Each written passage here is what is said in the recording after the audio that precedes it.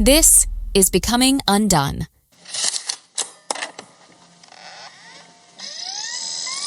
So at that time, I was working at FC Dallas, and I was working 60 to 90 hours a week and getting paid 40, and just really having a hard time with the work-life balance. And I know that athletic training and that position didn't make me drink the way I drank, but I knew that the way I drank and this work-life balance was really not working out well. And I was really torn. I was trying to self-will it and control it. And I think probably for about a couple years into living in Dallas, I thought I'll do a detox, I'll do a cleanse. I kept telling myself that I was going to grow out of it and get healthier and clean and sober and be able to do it on my own. I really hit this place where I couldn't imagine my life with alcohol anymore, but I couldn't imagine not living with it. And I just really felt torn, and I knew I couldn't do it by myself anymore. And so I went and sought actual help, and that took me to a treatment clinic out in Plano. And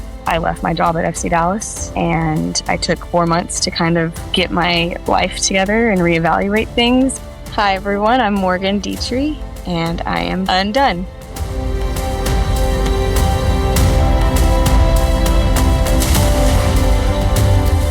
Hey friend, I'm glad you're here. Welcome to yet another episode of Becoming UnDone, the podcast for those who dare bravely, risk mightily, and grow relentlessly.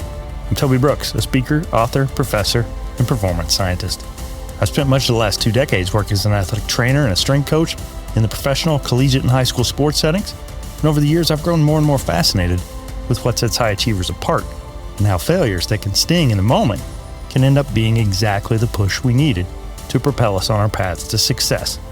Each week on Becoming UnDone, I invite new guests to examine how high achievers can transform from falling apart to falling into place. I'd like to emphasize that this show is entirely separate from my role at Baylor University, but it's my attempt to apply what I've learned and what I'm learning and to share with others about the mindsets of high achievers.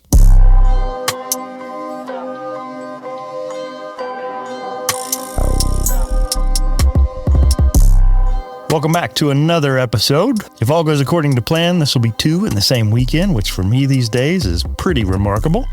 We're closing in on the Thanksgiving holiday here in Central Texas, and I'm taking a little bit of a break from studying for finals to bring this newest episode to you. And I gotta say, it's one that I was particularly moved by.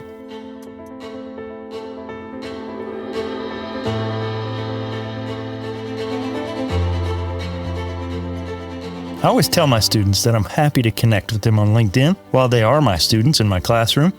And as soon as they graduate, we can be friends anywhere else if they invite me. I really do appreciate the chance to stay connected and see all the wonderful things that they go on to do. Oftentimes it's new jobs, new cities, new relationships, even new lives as they enter into parenthood. But for today's guest, Morgan Detrixhe, it's been more than that. It's been recovery.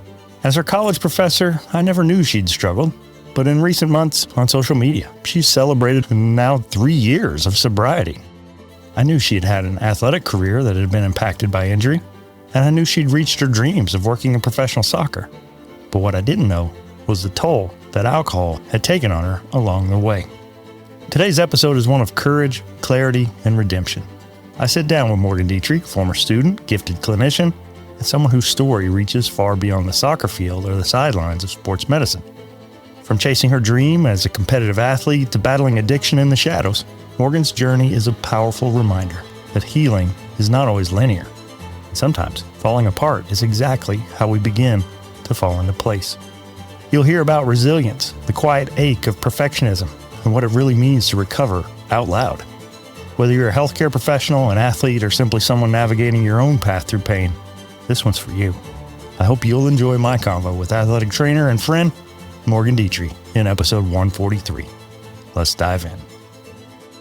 Greetings and welcome back. Becoming UnDone is a podcast for those who dare bravely, risk mightily, and grow relentlessly. Join me, Toby Brooks, as I invite a new guest each week where we can examine how high achievers can transform from falling apart to falling into place. Y'all, I'm really excited about this one. Former student, was always kind of a bright ray of sunlight in the front half of the room. You were always, kind of there on the right for me. Morgan Detrixhe joining me today from the Dallas area. Morgan, thanks so much for joining me. Hi, thank you for having me. So today you are at Children's Health Andrews Institute for Orthopedics and Sports Medicine. You've got a history with FC Dallas. You are a sports medicine professional. I remember you from your days back at Texas Tech and several stories about you as a competitive athlete. But your story goes a lot deeper than that. Before we get into that, I always like to kind of start at the beginning. Take me back. What did you want to be growing up and why? So, growing up, I'm born and raised in Lubbock, Texas. And it's funny how I ended up back at Texas Tech. It's like Lubbock or leave it, right? I was always a very active kid, and I never wanted to be in one place. And my mom tried to keep me very busy with all kinds of sports and stuff. And for whatever reason, my dreams were to become a professional soccer player. I really thought that was going to happen.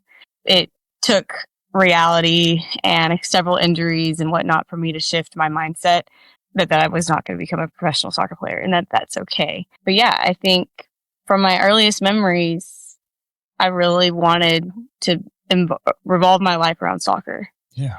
Well, I know a lot of us in athletic training, and I usually use that as an intro question to a lot of my students is, what sport did you play growing up?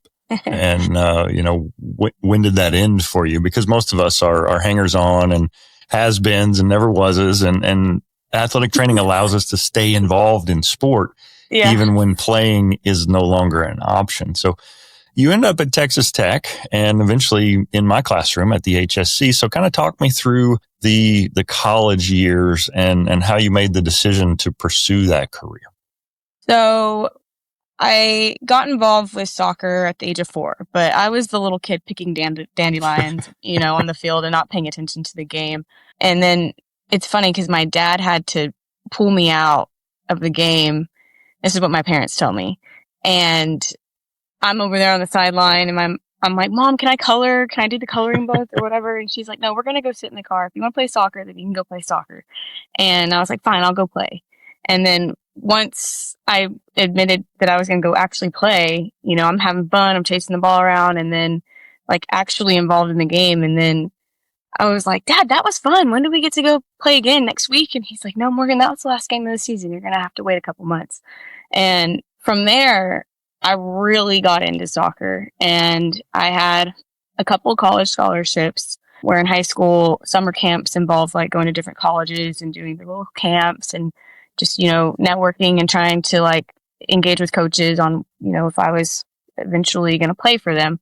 And my senior year, I had the female triad where you have your ACL, your meniscus, and your MCL. I totally blew that out and ended up having to have that repaired and reconstructed in my spring semester of my senior year. So I lost a lot of offers, and a junior college took a chance on me and brought me on. So I went from that junior college, lost that scholarship, went to another junior college, and I was ejected from a car at that point. And so in the spring of 2014 is when I went back home to Lubbock. And I guess we can get into those stories in a bit, but I went back to Lubbock and I decided, you know what? I'm not going to try to keep playing soccer anymore. And I told my college coach that summer after the end of the semester, hey, I'm not going to come back in the fall. And I ended up staying at Texas Tech and finishing school. And through all my rehab processes of the knee surgery and the hip experience, I was like, I want to help kids get back into their sport after they have an injury and help them do what I just felt like I couldn't do it anymore. And so that's when I finished undergrad and then got into the grad school program with you guys at Texas Tech. Right. Well, I think there's a really critical thing I want to kind of pull at a thread there. Okay. You're a competitive athlete and a high level one. I mean, you're recruited by a number of colleges.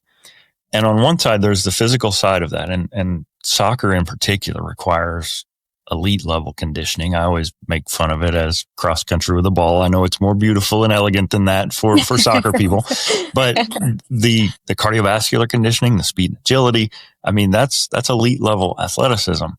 And I know for myself, I always wanted to kind of squeeze every ounce I could out. So my grandfather was an alcoholic. I wanted to be the best athlete I could be. My parents smoked. I mean, I was terrified of addiction because I'd heard about the genetic link, and I wanted to be the best basketball player I could be. Talk me through a little bit about your perception or how you approached maybe your physical preparation in those early years, and how maybe that played a role in your story later on. I took it all for granted. I try to stay very active these days, and I'm in fair shape for my age, but I am nowhere close to soccer shape like I used to be in. And I used to play like 5 90-minute games in one weekend sometimes, and it just did not faze me. And so that's just, there's that quote, like youth is wasted on the youth. Yeah. And I definitely took it for granted. My parents were very involved. They were very supportive. And they warned me about alcoholism running on both sides of my family, with my mom's dad and my dad's dad. And I never got to meet either of those guys. And, they warned me early on in high school, like, we're going to be careful. We have alcoholism on both sides of our family. And I'd just be like, yeah, okay. And I just didn't know what that meant or what that looked like. I just thought I was a normal kid getting engaged with the partying life, and I think that being attracted to the party scene, it definitely messed me up at becoming the athlete that I could have been, and like I said, I took it for granted. I'm going to hop in right here because I think it is a critical piece to not just Morgan's story, but to so many others. Now, I won't speak for everyone in my generation, but I will say that society's view on addiction, perhaps alcoholism most of all, has changed significantly during my lifetime. On one hand, there was this persistent belief in the idea of the town drunk and this notion that people who couldn't control themselves or their liquor were somehow deficient. They were lacking. They made poor decisions. They were somehow morally bankrupt more than the rest of the folks in town. Yet, at the same time, we were also specifically taught and told about the genetic predisposition to alcohol addiction. There was a growing awareness surrounding how your family line could make you more or less susceptible to addiction. I remember the first time I accidentally took a sip of beer. I was in my grandpa's travel trailer, and I had set my Mountain Dew on the counter next to his drink, which I didn't know at the time. It was in a koozie or something. Well, without looking, specifically, I reached and grabbed and took a sip, and it was perhaps the grossest thing I had ever encountered in my life. And from that one experience, followed by the years that would follow, in which I found out about my grandfather's battle with addiction, I decided then and there that I would never take a drink. Now, by no means am I perfect, but this struggle in particular is not one that I've had to battle. As my teachers instructed us about the genetic link to alcoholism and knowing what I knew about my grandpa, I was scared to death that if I ever picked up a drink, I'd never be able to set it down. So I kind of believed both of those truths simultaneously for decades, that struggling with alcohol meant a deficiency, but there was also a genetic link. But here's what we do know now. Thanks to decades of neuroscience and addiction research, we were never dealing with just bad choices. Addiction, including alcoholism, is increasingly understood as a chronic brain disease, one that affects the brain's reward, motivation, memory, and impulse control systems. It hijacks neural pathways and makes the pursuit of a substance feel not just desirable, but essential. And when someone has a genetic predisposition, like Morgan described, it's not just about willpower. The brain might be wired to be more vulnerable to the effects of alcohol. Studies have shown that up to 50 to 60% of a person's risk for alcohol use disorder can be attributed to genetic factors. That doesn't mean it's destiny, but it does mean that some folks are born carrying a heavier load. This is why it's so important that we start using the language of disorder, not disgrace. Substance use disorder as a diagnosable, treatable medical condition, not a moral failing, not a character flaw. And until we fully embrace that shift, we're going to keep missing the point and losing people who never had a fair fight to begin with. For Morgan, although she'd heard her parents' warnings, she never really considered how those genetic predispositions might impact her until they finally did. And, my parents were involved. They put me in these camps. They had me practicing with a personal trainer. I was practicing soccer 3 to 4 times a week, playing games every weekend. And then when college started, it's like a job. Yeah. College soccer becomes a job. And I don't think I was ready to face that when college came around. Yeah. I laugh. I mean, I'm here in Waco now, but I am definitely a tech person at heart, and I get kind of a hard time from my colleagues sometimes. And one of my friends just last week, I'd never heard, he said, if you can't get your grades up, get your guns up. And it just kind of broke my heart a little bit. And then to see somebody like Pat Mahomes, who's, you know, in the wake of celebrating a Super Bowl, he's drinking beers and he's being asked by reporters, like, you know, is that really the look you want? And I remember him saying, like, I went to Texas Tech. Like, I've trained for this. I mean, definitely there's kind of a party school mantra around Texas Tech. But you grew up competing. How would you say at this point your athletic identity influenced your relationship with performance, with perfectionism, with pressure? And maybe how did being at Texas Tech morph that once you left being a competitive athlete? Yeah. Oh man, it's interesting to reflect on. So the friends, my soccer friends that I grew up with in the competitive world, there was only a couple of them that continued to play college sports. And then there was a couple of them that locked in on school. And so most of us kind of stuck around in Lubbock. Some of us went to other universities, and I tried to stay in touch with a lot of those girls. But what happened when I wasn't playing soccer anymore, I started going to school at Tech. I got a real job, you know, working at Pure Water Ice and Tea Company, because in Lubbock we need pure water. We do. And and I found myself being attracted to people that I gravitated towards in high school, which it was like the party crowd or the athletic crowd, you know, and I was losing my connections with the athletic crowd, and a lot of that party crowd was still in Lubbock, and that's where I drifted to. You know, I still went to school. I still went to work. I paid my sister rent because I was living with my sister, Rochelle. And she's like, you don't need to live with mom and dad. You can live with me and, you know, pay rent. And, you know, she was a really good sister and didn't make me do it all by myself. And I don't know, like I was able to get stuff done as a college student, but I did get involved with this crowd of people that kind of changed the way that I live my life. You know, I don't really know. You know, I tried to stay active. I joined intramural soccer and like indoor soccer teams, but I would still find myself engaging in the party crowd before or after my fitness activities, you know, if that makes sense. Yeah. Well, I would tell you, to the outside world, I mean, I'm your professor and you're fit and you're fun and you're performing in the classroom. You've got it figured out. You're not just in college at this point, you're in grad school.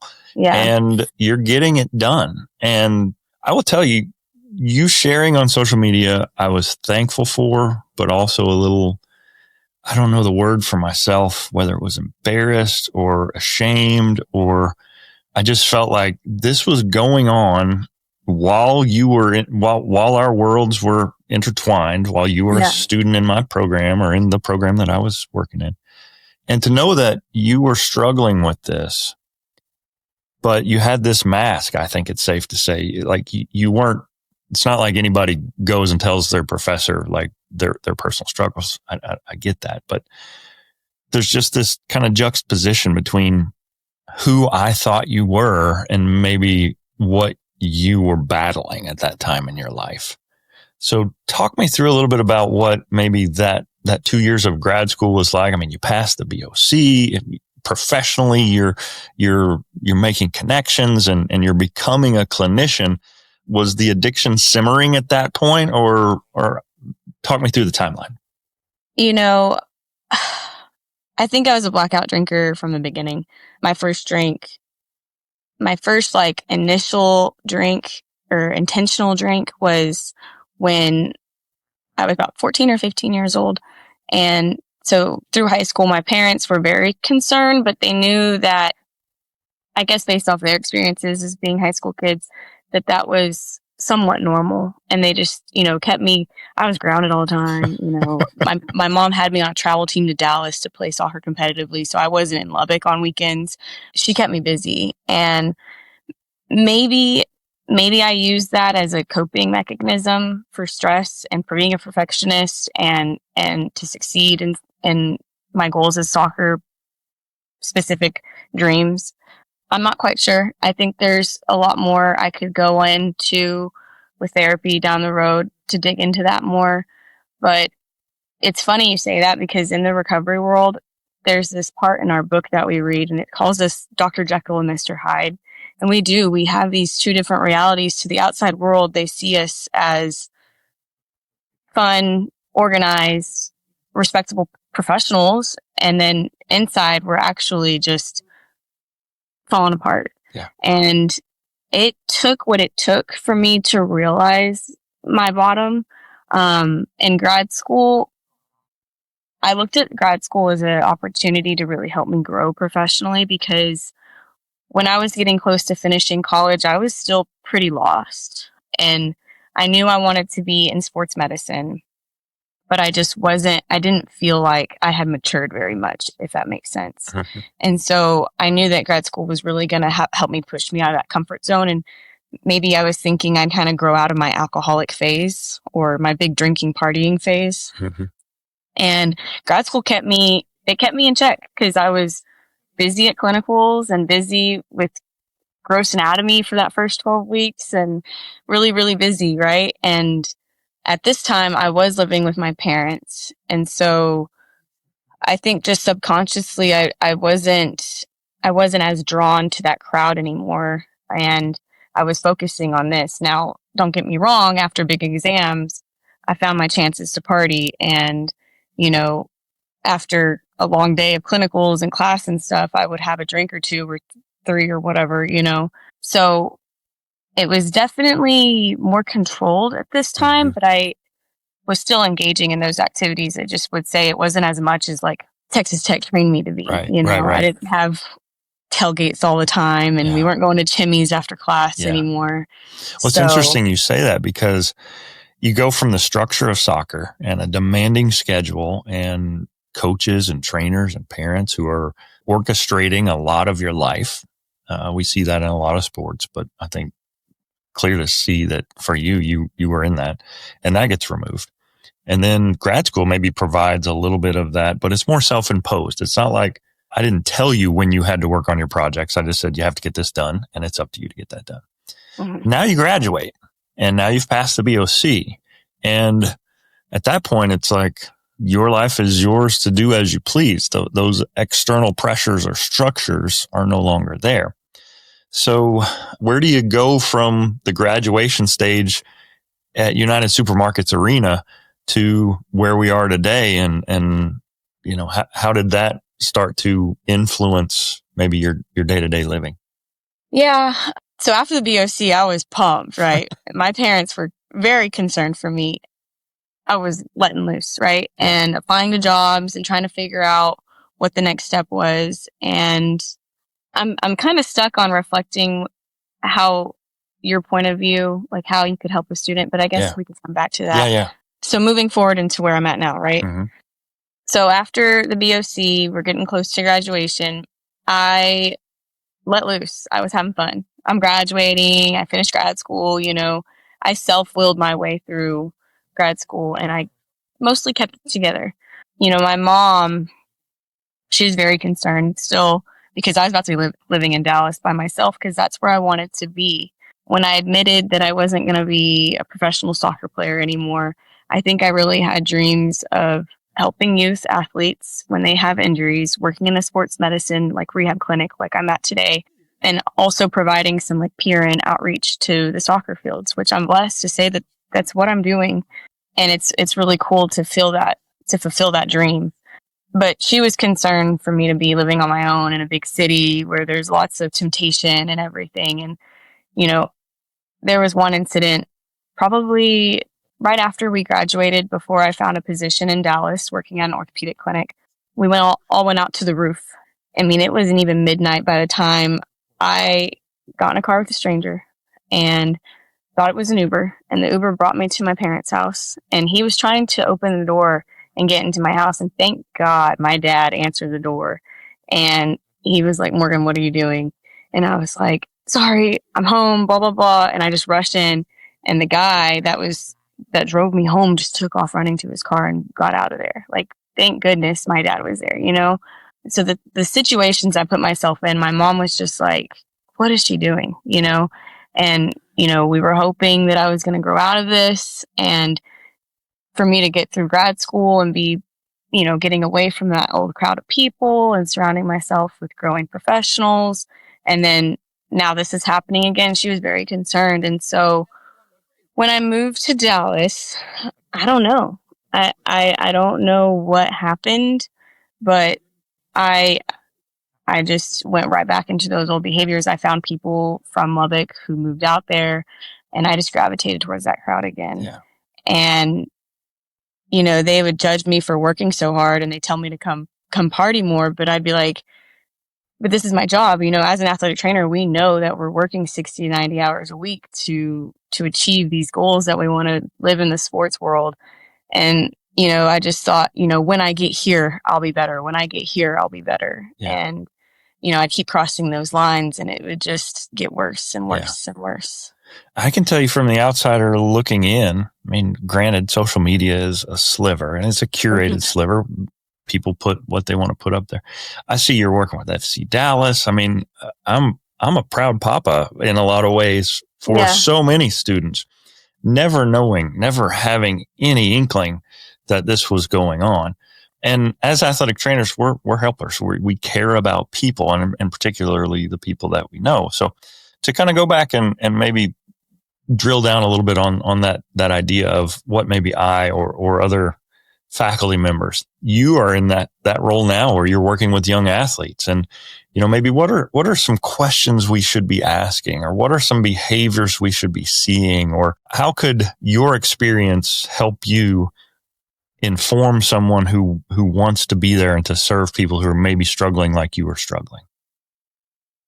You know, when I have these kids come in, and it's not just their first knee surgery, it's their second knee surgery, and then now they've hurt something else, and they just feel like they're in rehab all the time, and they're not getting to engage in their sport. You know, I kind of remember being in that position where I was just like, I just want to play. I'm burnt out. And I think at this point, this is a good time to offer different coping styles, because this was when I was at the point where I was just really engaging in those party behaviors. And when I see these kids come in and I know they're burnt out and they're tired of rehab and they don't want to be there, but their parents are making them be there because they need to get stronger, you know, they look tired, they look checked out, they look burnt out, you know, they're not sleeping, they're not eating. And I think we've always known to know those questions, but those are things that I really look out for. And sometimes I'll ask them, I'm like, you were up till 4 a.m.? And they're like, yeah. I'm like, what were you doing? Have you been, and I'll tell them like privately, I'm like, have you been drinking? You know, and a lot of times they're going to tell me no, you know, but I think that they know that it's on my radar, that I try to be a safe place for them. And I let them know, like, if there's anything that you need to talk about, like, I know you probably don't want to talk to me about it, but whatever you share with me stays between me and you. And I just remind them that I'm a safe place. Yeah. And we have opportunities within our clinic now for sports psych. And we have this lady that we'll refer to if parents and the patients are willing to go that route, you know. So I can't take on all of that, but I can say, hey, I'm listening. I hear you. I feel you. Like, this is what I think we should do. And I try to refer them off to, you know, see another professional that would best help them out in that way. Yeah. I think that's a great perspective, and certainly your experience, you wouldn't have chosen it, but it definitely has prepared you to serve and to minister in a way that if you hadn't been through that, you wouldn't be as well equipped to have those conversations. One thing that stood out to me in my conversations with people who have overcome tremendous adversity is oftentimes it starts with a single decision. There might have been a few points along the way that we see as rock bottom, but at some point we ultimately make the decision to turn and to pursue a different path. Take me back to the moment when you knew something had to change. What was your personal rock bottom, and what would you say it's meant for your identity? Yeah. So at that time, I was working at FC Dallas, and I was working 60 to 90 hours a week and getting paid 40 and just really having a hard time with the work-life balance. And I know that athletic training and that position didn't make me drink the way I drank, but I knew that the way I drank and this work-life balance was really not working out well. Mm-hmm. And I was really torn. I was trying to self-will it and control it. And I think probably for about a couple years into living in Dallas, I thought, I'll do a detox, I'll do a cleanse. I kept telling myself that I was going to grow out of it and get healthier and clean and sober and be able to do it on my own. Now, I didn't talk to doctors about it. I didn't talk to anyone specifically about it. I just thought I could do it. And the more I fought it, it was like the worse it got. And so at this time, before I started working at FC Dallas, I had my hip reconstruction done because from that car wreck back when I was going to school in Kansas, I ignored my hip pain for like 7 years and just thought, I broke my hip. It's going to hurt. So when I got health insurance, working as a athletic trainer in an orthopedic clinic, and they referred me to a hip specialist. I finally got that hip fixed. And I thought, I won't be in pain anymore. I won't be self-medicating anymore. I just thought that all of those things were going to really help down the road.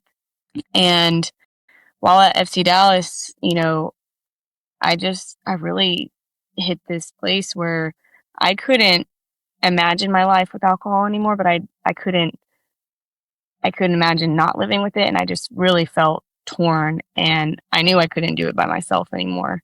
And so I went and sought actual help, and that took me to a treatment clinic out in Plano. And I left my job at FC Dallas, and I took 4 months to kind of get my life together and reevaluate things. And then I sought out a new job opportunity. Yeah. And that's difficult on so many different levels, right? I mean, professional soccer as a clinician becomes almost like a substitute for those dreams young Morgan had of being a professional athlete playing soccer. And so shame oftentimes gets kind of just mixed in with this, and guilt and self-inflicted harm, psychologically or otherwise. You've walked a path that lots of folks maybe feel too ashamed to talk about. And there's a fine line. I mean, I know from my own personal struggles, I want to share just enough to be an inspiration, but I don't want to overshare so that people think I'm bragging about it, right? In your message back to me, when I asked you to consider being on the show, you said, I like to say that I recover out loud so that other people know the way out. Can you tell me more about that and what that mindset's meant to you as you've navigated recovery? Yeah, I definitely relate to the shame and the guilt, especially in the beginning when I was lost and I didn't know how to move forward and I wasn't with FC Dallas anymore. Like, that was a huge aspiration of mine. And then just to be like, I can't do this, I'm mentally unwell and I just can't do this. I can't pour from an empty cup anymore and take care of this job anymore. I was, I felt defeated. I felt like I failed, and it took some time in recovering from alcoholism for me to realize, I have nothing to be ashamed of. I'm trying to better my life and have a better future and be a better Morgan, be a better health professional, be a better member to my family, to society, and that if someone would have planted the seed in me at a younger age, maybe I would have been able to catch on faster. But I didn't really have that. I just had my mom telling me like, hey, this is, you have alcoholism in your family. And I just didn't know what that meant. I'm like, cool, Mom, thanks for letting me know. And I guess she didn't really know what to look for either, because she was pretty young when her dad died. And so all of that being said, we're just trying to see what would happen.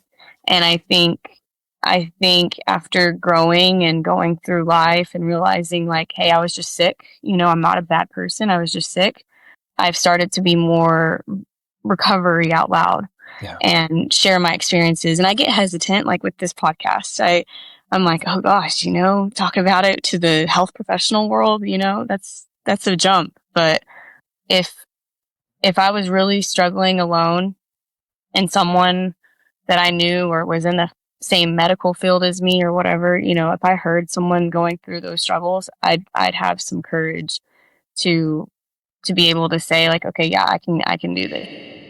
The very first episode of this show was my interview with the incredible Joseph Skrzyjewski, a self-described addict turned counselor who is now ascended to executive director of the Hazelden Betty Ford Clinic in Rancho Mirage, California. I met Joseph as part of a week-long immersive program for healthcare providers called the SIMS program that he helped build. Each year, hundreds of physicians, counselors, and in my case, athletic trainers get to spend a week immersed with the professionals and the residents in one of the most well-known drug and alcohol recovery programs in the world. To say the experience was eye-opening for me does it a grave disservice. At the time, I personally was in a pretty dark place, struggling with depression and feelings of absolute worthlessness, but doing my best to hide it all. Learning about the nature and the treatment of substance use disorder was one thing, but seeing it firsthand, making changes in patients' lives, was quite another. The facility was originally founded in 1982 by former First Lady Betty Ford. The sprawling 20-acre campus has a large water feature called Lake Hope that has a walking and meditation trail all around it. The lake was built through a donation from the late Bob Hope, who was good friends with the former President Gerald and his wife Betty Ford. And I'm just now realizing that this is where my love for lakes and water fountains and quiet prayer walks really got its start. Each day at the conclusion during the experience, we were given a few minutes to spend time in reflection. For me, I walked around the lake thinking and praying and hearing that fountain and seeing that reflection. And for me, I was struck not only by the depths of my own sadness at the time, but for what I was learning and how it was changing each and every day. I went with no real expectations. I really didn't know what it was all about. I'd been chosen, and I thought it would look good on my resume, honestly. Alcoholics and addicts needed care for sure, but I wasn't sure what that had to do with me as a professor and as an athletic trainer. And what I learned is, in a word, everything. I quickly changed from judging the patients to being amazed by them. As they shared their stories, I learned about the struggles and the adversities that they'd faced, oftentimes early in their childhood. Without exception, I walked away from each group therapy session amazed at the bravery I had seen and heard before me. I'd been assigned to an all-male group of 8 guys. One was finishing up his stay, and he had been there for almost 4 weeks. Others just a week or 2. One had just gotten there the day before I did. All had put a full stop to their lives, sought care, and were actively working on themselves all day, every day. I suddenly saw the irony. I thought I'd been so brave to put on my mask and try to just tough out my sadness without getting any help. That's what I had allowed society to tell me the tough guys did. At the same time, these 8 guys, who I'd silently judged probably, were now the ones I saw with the real strength. To be honest, it breaks my heart to know that Morgan was likely suffering through, at the very least, a simmering alcohol abuse disorder while she was under my watch as a student in the program that I taught in. And it's easy to rip myself apart in retrospect. The reason I'm telling you this is because I know Morgan didn't have to accept my invitation to be on the show. And even if she did, she didn't have to share the likely painful memories of things she'd done in the past. But she did. Because just like those 8 guys in Rancho Mirage, she's brave. She not only wants to get better, she wants to be better and to inspire better for others who are struggling through their own circumstances. For many of my students, the thought of working professional sports seems like the pinnacle. It's the dream. It's an absolute dream come true to arrive there. But the strength it would take to summon the courage to walk away from that in order to get better, that's darn near heroic. So there was definitely a big shift, and that's happened over the years. I'm just over 3 years sober now. So yeah, I think, if we let people know that there's a way out, then they don't have to be alone anymore. A couple of things you said there that really resonate for me. First of all, the notion that addiction is illness. That wasn't something that I was raised. Like, there was a town drunk and he had made poor choices and he was reaping the consequences of his poor decisions, right? That was what my perception of what it meant to be an alcoholic or an addict. And just like you said, you have an unhappy triad in your knee. You've got a hip surgery. I mean, physical injuries in athletic training, we treat those all day, every day. There's no shame. There's no stigma associated with tearing your ACL. Mm-hmm. But if an athlete's struggling with depression or anxiety, suck it up. You're weak. Why can't you just will your way out of this? And I think addiction is much the same way. We just don't have the compassion for it that I feel like we do with physical injuries. Have you seen that? Has that been your experience? Oh, yeah. I mean, even before I realized what was going on within myself, I judged even the people I had partied with. I'd be like, oh, well, you can't go to school. You can't keep a job. I mean, at least I'm going to school.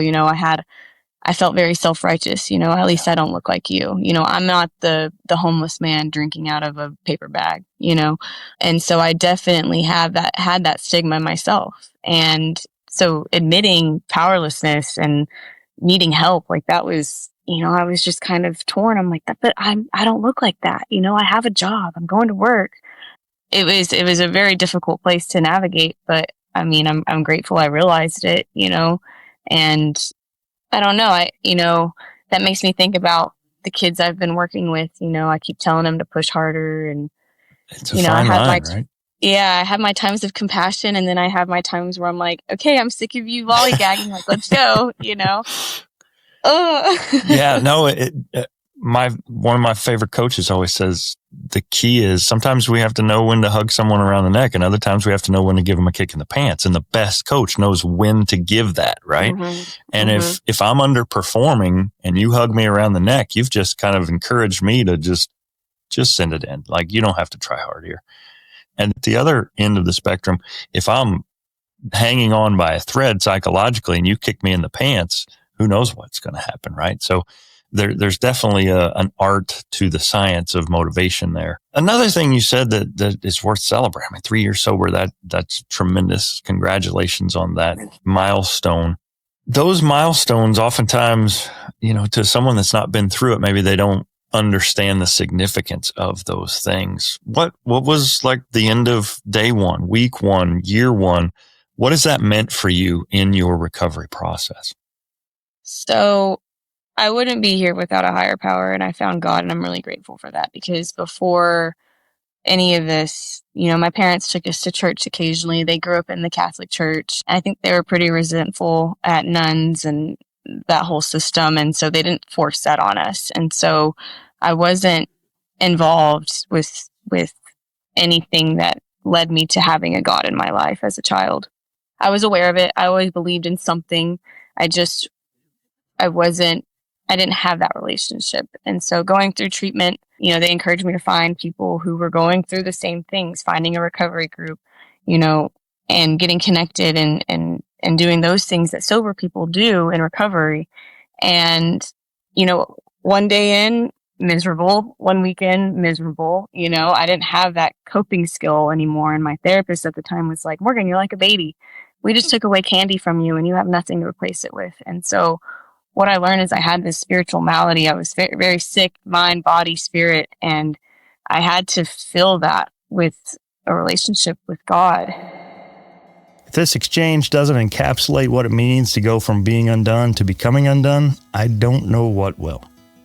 Morgan grew up free to choose in things of the spiritual nature, and like so many in those circumstances, she never really found a connection to God or even saw the importance of having a higher power in her life.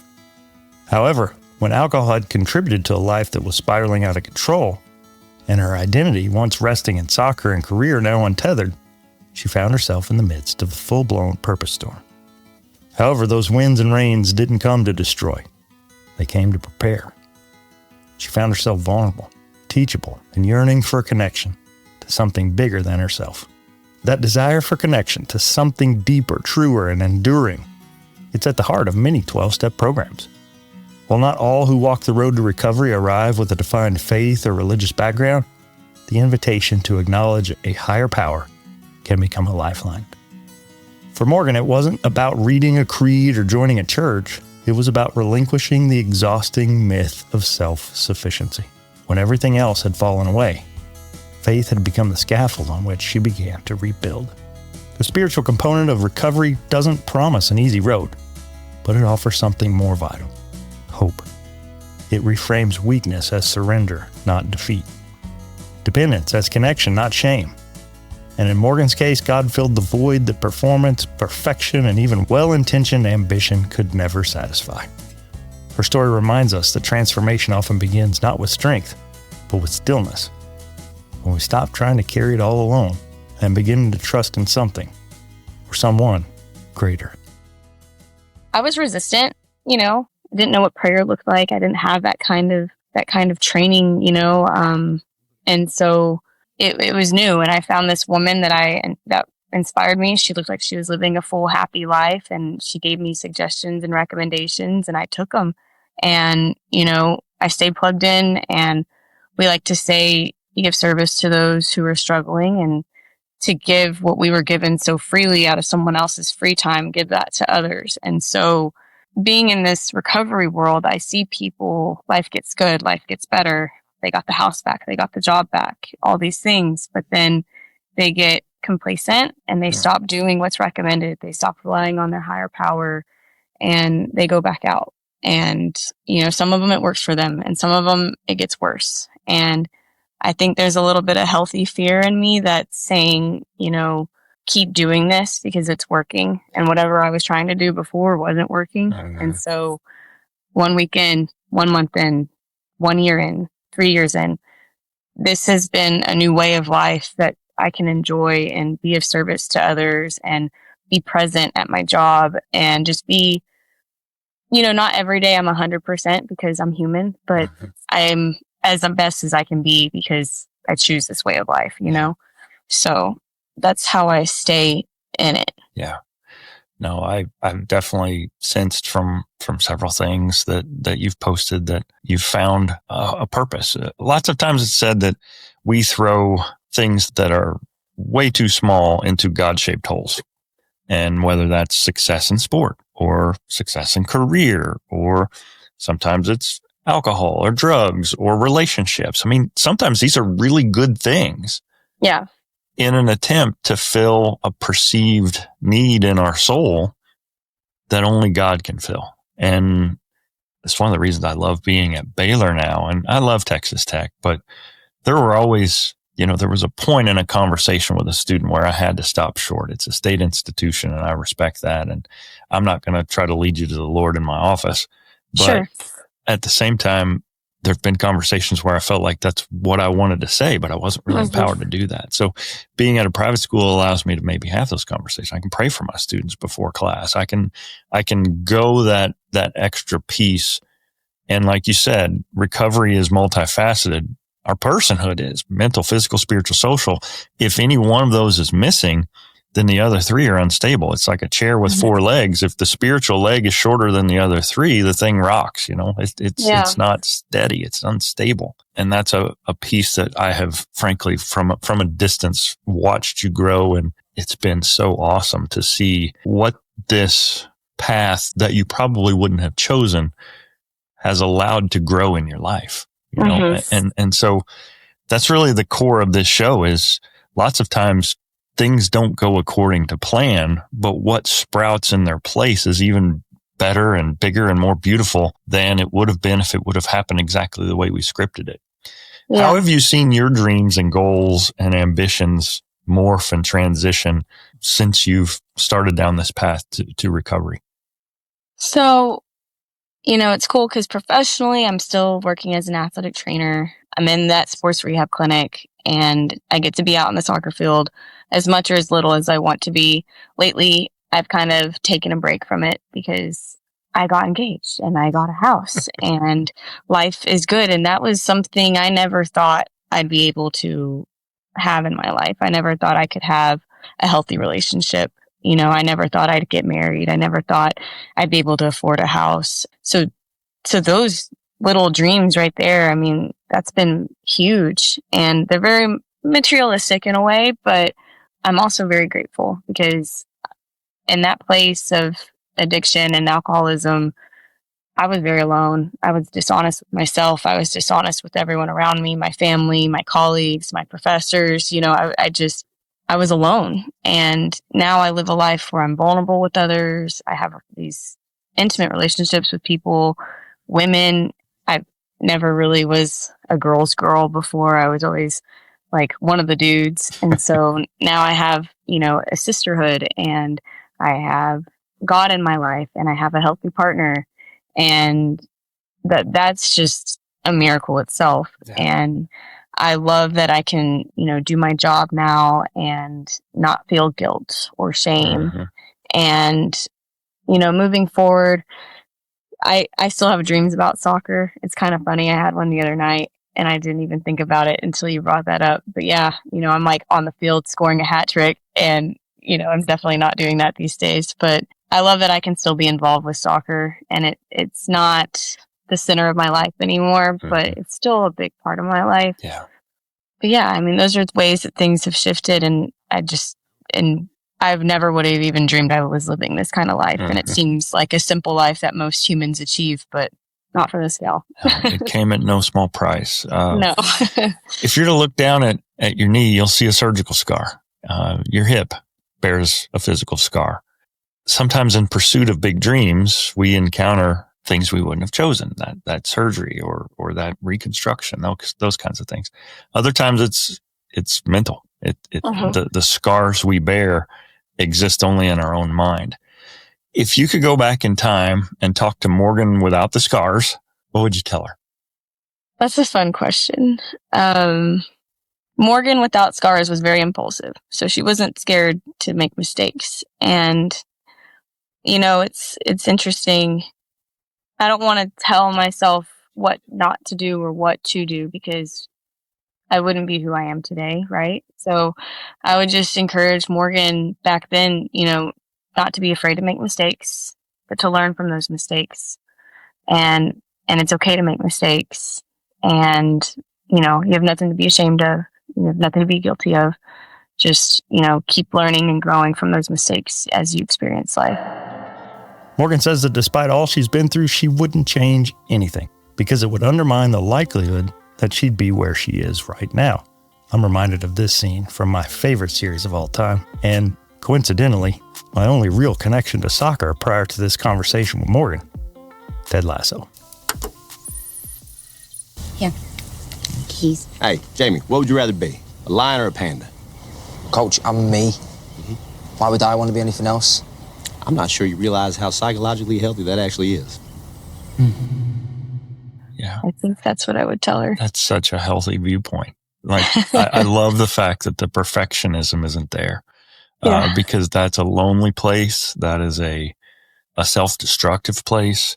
But in giving yourself permission to learn from things that weren't exactly right, maybe just wrong time, maybe wrong choice, whatever, there's growth there.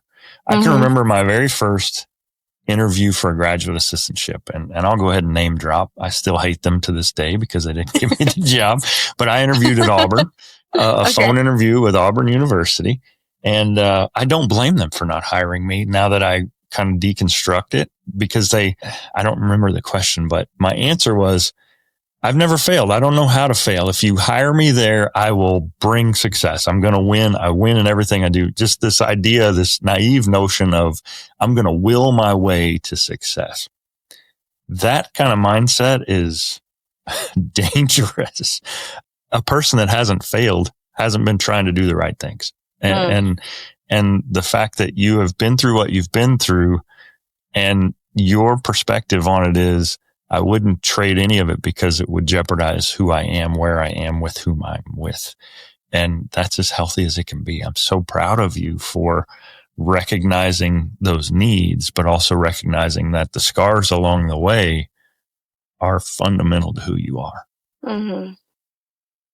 Well, I want to be respectful of your time. Getting to talk with Morgan Detrixhe, athletic trainer and just all around awesome person.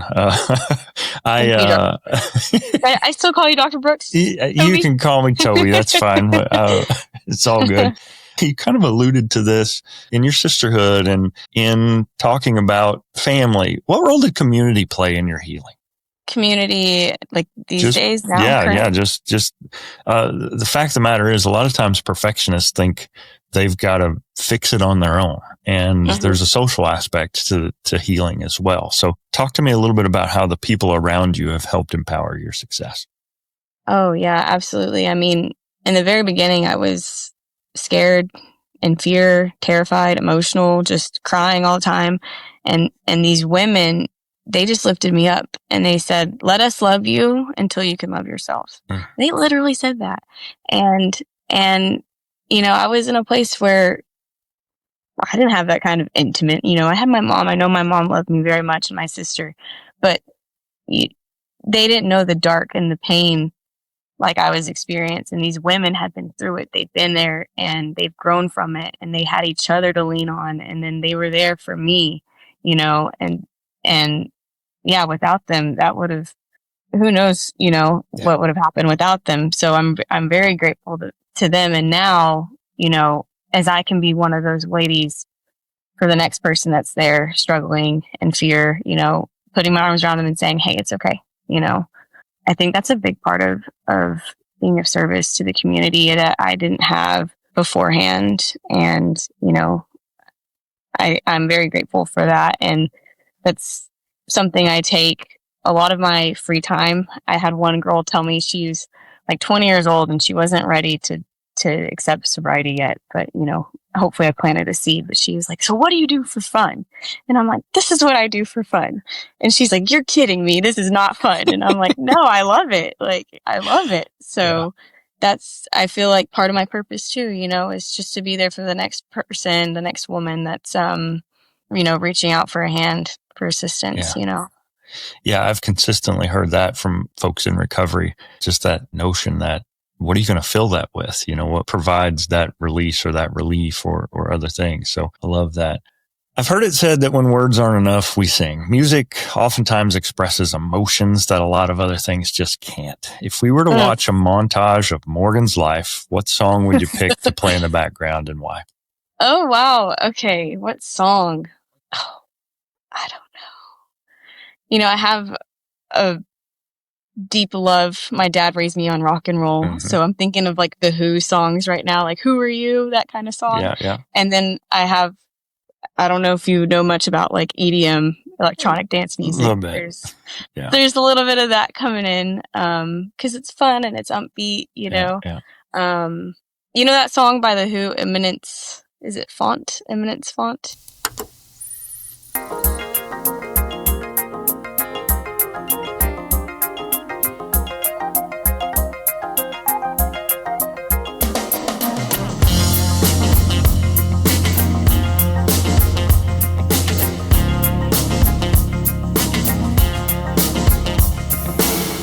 I don't know. I just like the tempo, and in the beginning, there's not a lot of lyrics. And so something with that kind of vibe. Yeah. I don't know. I can't think of one specifically. No, it's all good. I have a mixtape, basically. It's a Spotify playlist that I put together of all the songs that my guests pick. And so we've got that available. Well, if folks want to follow what you're doing, point me in the right direction. Where could I point them toward to you and maybe your socials and things like that? Yeah, my socials, my Instagram, my Facebook, my email, mndetrixhe@gmail.com. And I'm okay with my phone number being out there too, 945-249-0687. If anyone wants to reach out and they have questions or whatever, I'm happy to help in any way I can. Yeah, I appreciate that. What for Morgan remains undone? It sounds cheesy, but being a mom, you know, I'm excited to grow a future with my partner and be a mom and raise kids. And what will that look like? I have no idea. He's like, how many kids do you want? I'm like, 4 boys. He's like, okay, let's start with 1. I routinely pull my phone out as I'm scrolling social media, and I'll share my wife. I'm like, here's another MAT grandbaby, like you know, children of my students. So we don't have any of our own, but I'm living vicariously through my students now. The Sansings, I see their pics.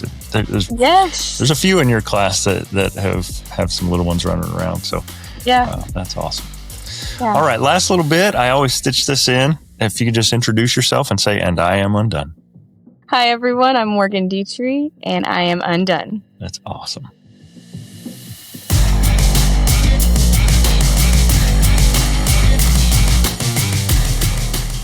Morgan's story is a powerful reminder that becoming undone isn't the end. It's often the beginning.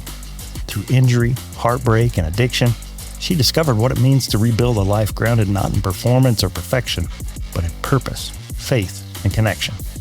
Her journey from hidden struggle to open recovery is one of courage, honesty, and hope. And for anyone feeling lost in their own undoing, her path forward offers a light and an inspiration to follow. I'm incredibly thankful to Morgan for dropping in, and I hope you enjoyed our conversation. For more info on today's episode, be sure to check it out on the web. Simply go to undonepodcast.com/EP143 to see the notes, links, and images related to today's guest, Morgan Detrixhe.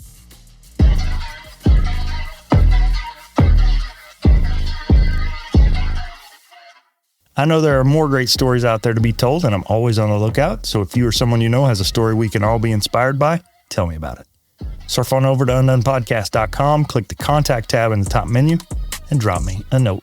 Coming up on the show, I've got former University of Illinois women's gymnastics head coach Natalie Walsh, who shares how her transition out of Division I sports has allowed her to walk fully in her calling as a consultant and a professional coach. Then I've got the incomparable Marissa Nelson, whose story began in rural North Dakota as she transitioned from teen mom in a single-wide trailer home to now owner and CEO of multiple multi-million-dollar businesses. This and more coming up on Becoming Undone. And hey, if you're looking to go deeper, check out my brand new website at tobybrooksphd.com. It's your hub for resources, speaking info, one-on-one coaching opportunities. I'd love for you to check it out, sign up for my newsletter, and connect. And speaking of coaching, also excited to announce the launch of my all-new, all-personalized, all-you coaching app at scienceofthecomeback.com. It'll launch this week, and I've got a special price just for you. It's been built from the ground up specifically for those ready to turn their pain into purpose and take real steps toward their comeback. Can't wait to share more.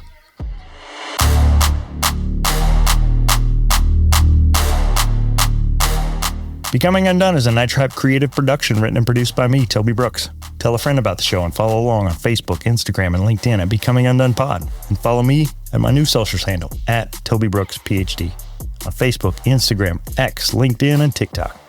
Check out my link tree at linktr.ee/Toby Brooks PhD. Listen, subscribe, and leave me a review at Apple Podcasts, Spotify, iHeartRadio, or wherever you get your podcasts. Till next time, keep getting better.